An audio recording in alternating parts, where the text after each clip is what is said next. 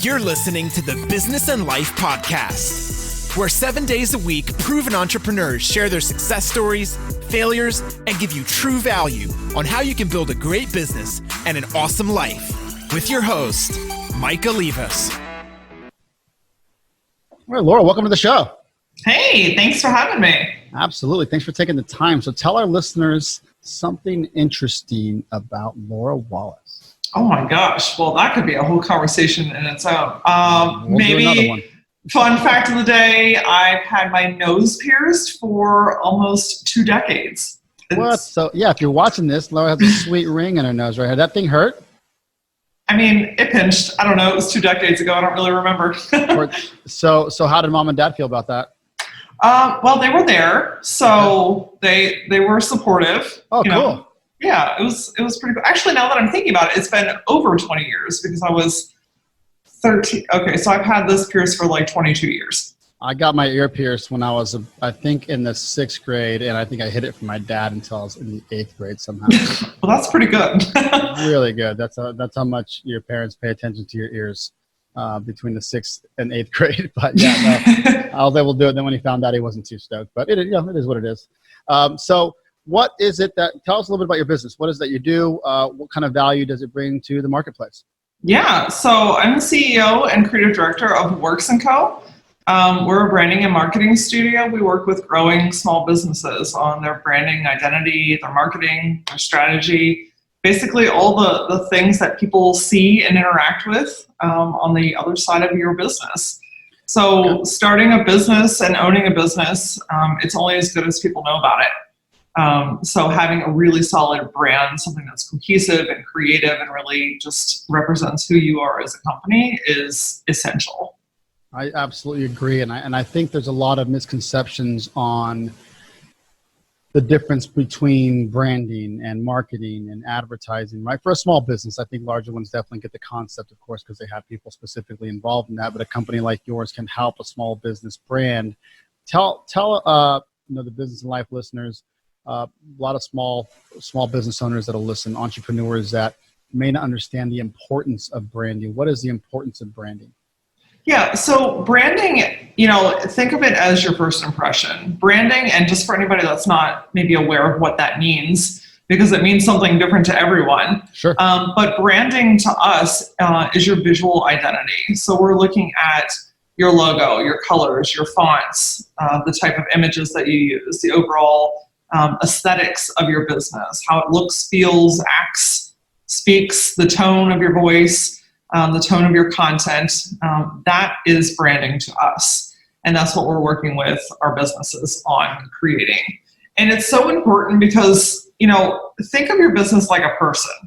If your business were a human, how would they look? How would they act? How would they sound? How would they make people feel?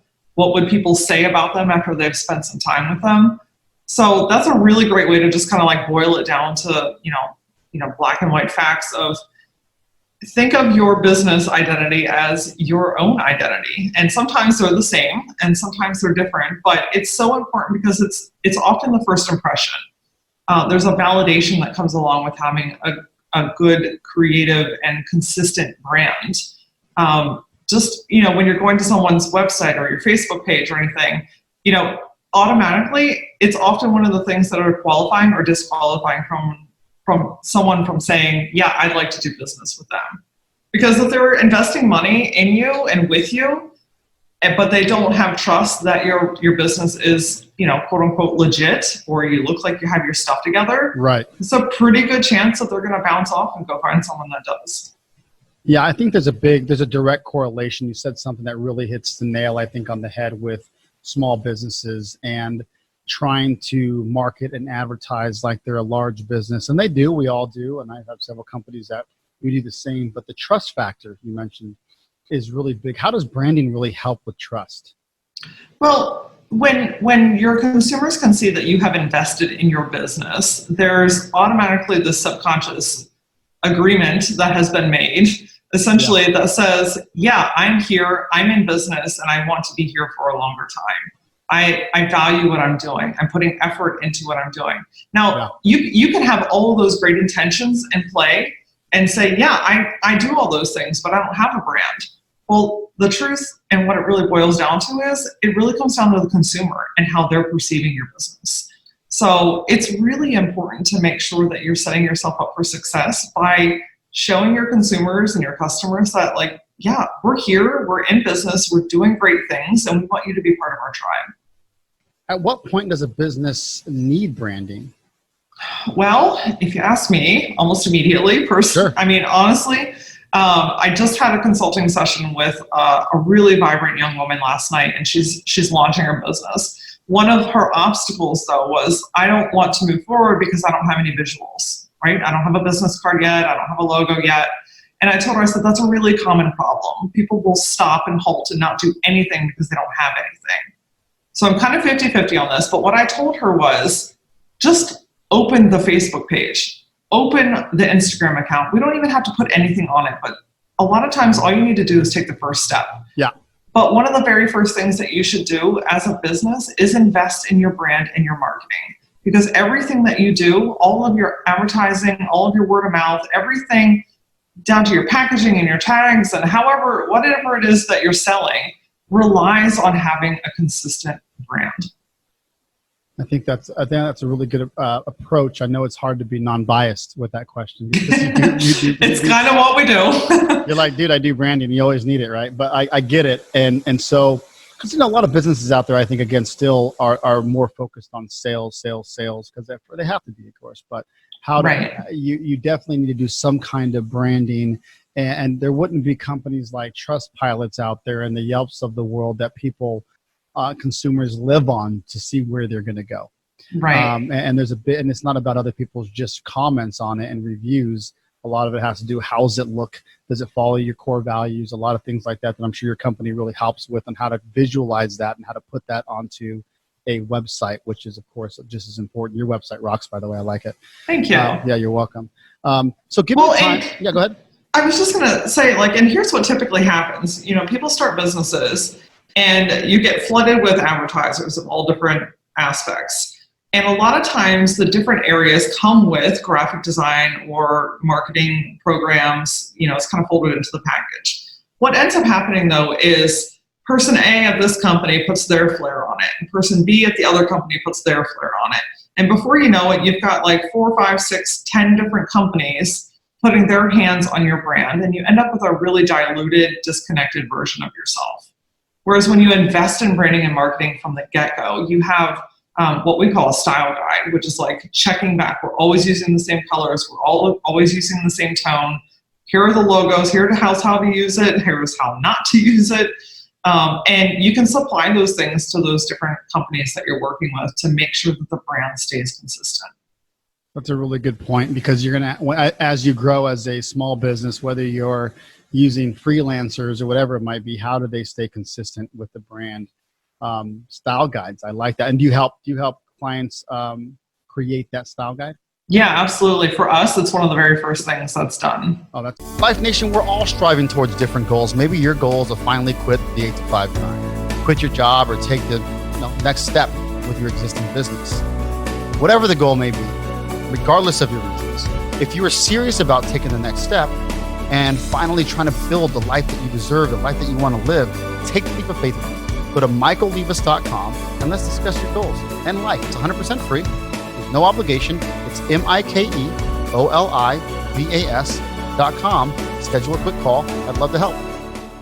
That's awesome. Okay, very cool.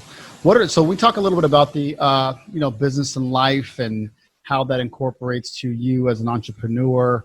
And I love to hear stories about failures and how people have kind of overcome those. Give me a time where you felt, Laura, where you've hit rock bottom or close to rock bottom, were able to overcome that either disaster or that challenge.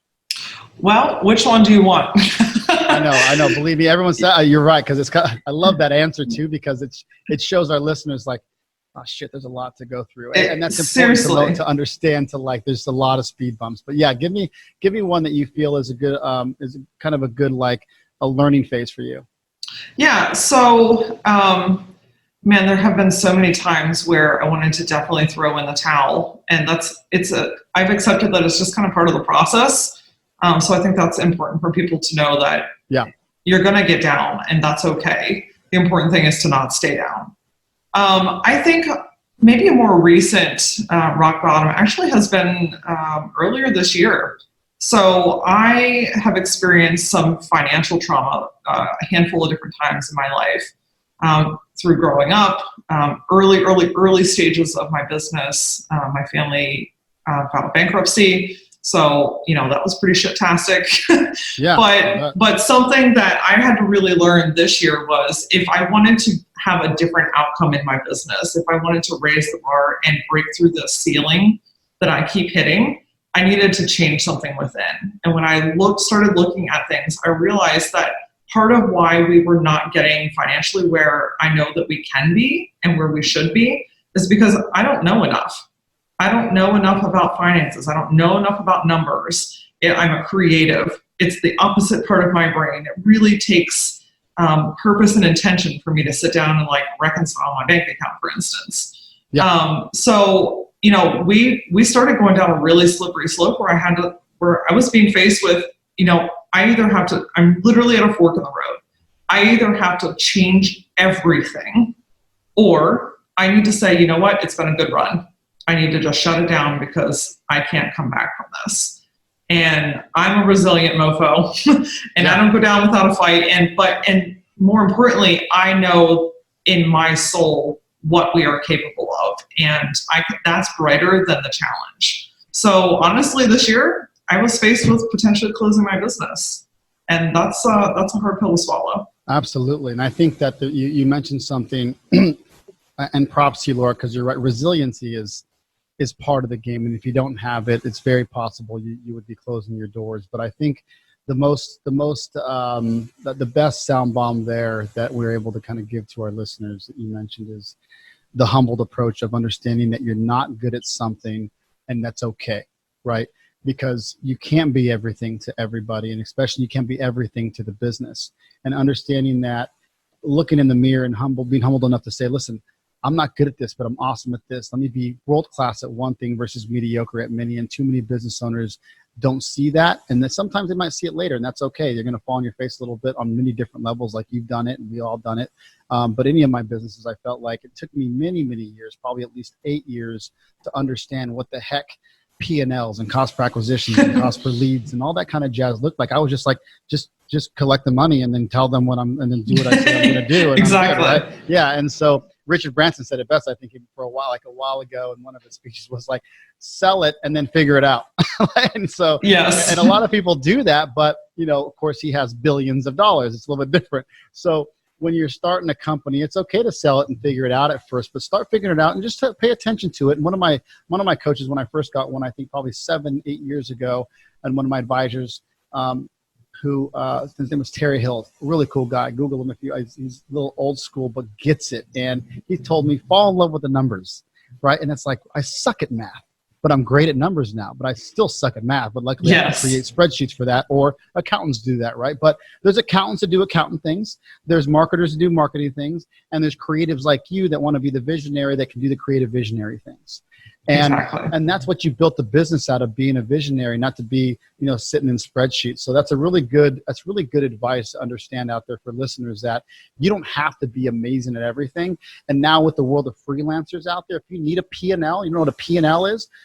Jump on freelancer.coms or the Upworks or the Fivers of the world and give somebody your tax doc, and they'll create that for you. They'll tell you what you're spending on marketing. They'll tell you what a cost per acquisition of how much it takes to you to get a client in. If you don't know those numbers, go find out, and you're going to really start learning them and feeling a lot better about your business and how to get it to the next level. So a big learning phase for you. And so how is business now? Have you focused differently? Have you switched a little bit about who you kind of focus on? Oh man, we have literally switched everything. I love that. I love to hear that. Everything. Yeah. Like we personally went through a huge rebrand ourselves.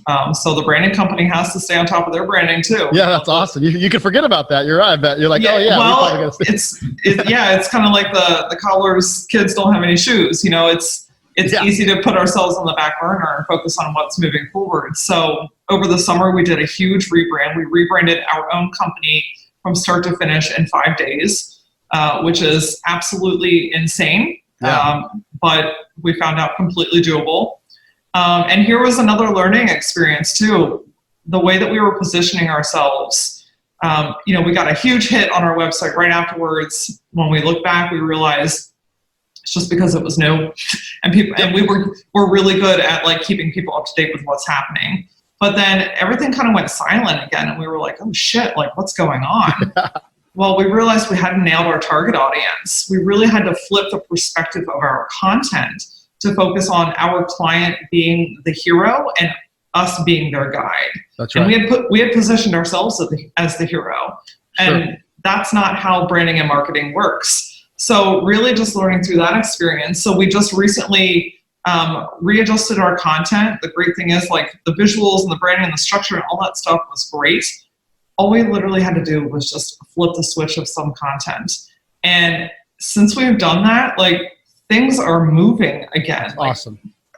People are calling in, our website is getting hits, our social media analytics are up. It's not always perfect the first time, and you have to be willing to pivot. And one of the beautiful things of being a small business is that you can do that, but you have to be willing to recognize it and make the call to actually like put it into action. Because you can think and talk about stuff all day long, but if you don't do anything with it, you're going to stay in the same boat. I bet that reignited you too, didn't it? Didn't it reignite you when you rebranded? I feel so hopeful. Yep. I'm reignited. I'm re-excited. I can see the light at the end of the tunnel.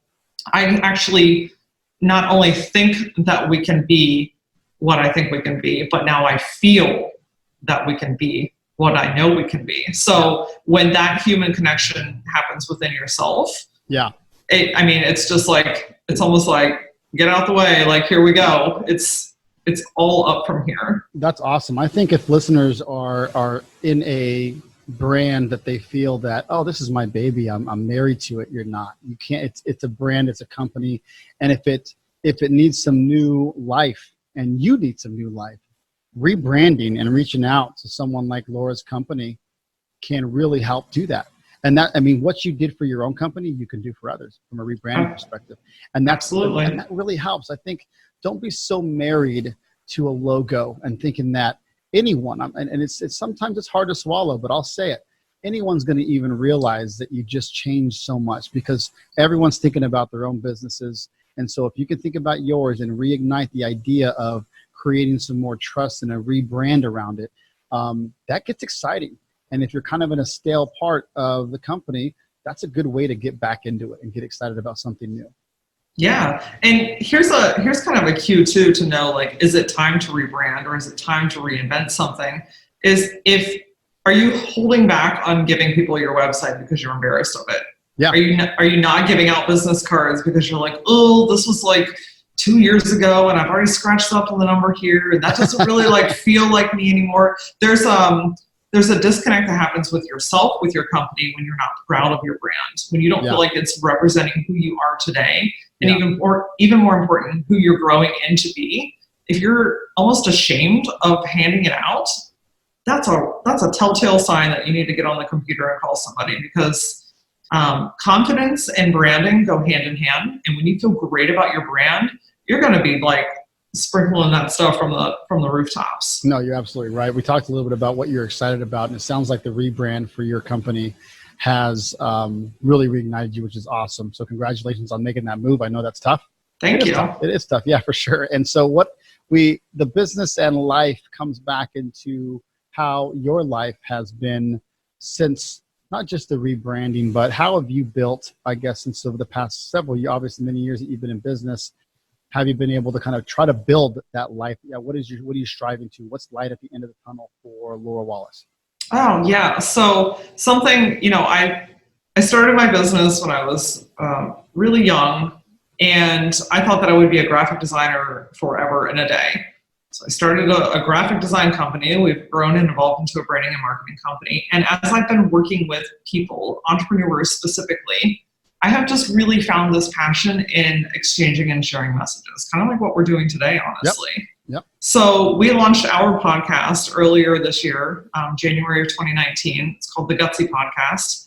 And I have just completely fallen in love with sharing messages with people verbally. Yep. So growing myself as a speaker, I launched my personal brand, which is Laura Aura. And I'm speaking and I'm hosting the podcast and I'm doing consulting one-on-one with people. And I gotta tell you, that shit like lights my fire. It does. I just feel like I'm in my zone. I feel like I'm really providing a lot of value to people. I had a session last night and I couldn't sleep. I was so jazzed up. Yeah, and that is exciting to me. Absolutely. That's awesome. So you kind of reignited the brand. You got your own personal brand going on. Where's Laura Oro? What's the website for that? Or is it a brand that you're coming up with? Yeah, no, she's live and in charge. It's lauraora.com, and I'm on Facebook and Instagram, Instagram primarily, and it's at that Laura Ora. Awesome. And what is the branding's website? Worx, WORX, and .co. Okay. Worx and .co, WRX and .co. And Laura Ora, got it. And we'll put those in the show notes for everybody as well. Last question for you, a little bit piece of pardon advice. What kind of pardon advice would you give to the aspiring entrepreneurs out there listening and current entrepreneurs that are, in business? Yeah, I think that a common misconception that we convince ourselves of is that we need something to do something. I need to read one more book. I need to go to one more conference. I need to have one more coaching session. I need to be around one more person. We're always convincing ourselves that we need something else to be able to do the thing that's in our minds. And the reality is you already have every single thing that you need. You have all the knowledge that you need for this moment in your life. Because what you're going to need to know for a later time, it will present itself at a later time. All you really need to do is take the first step. We get so wrapped up in needing to do more things that we become completely stagnant and lose all of our momentum.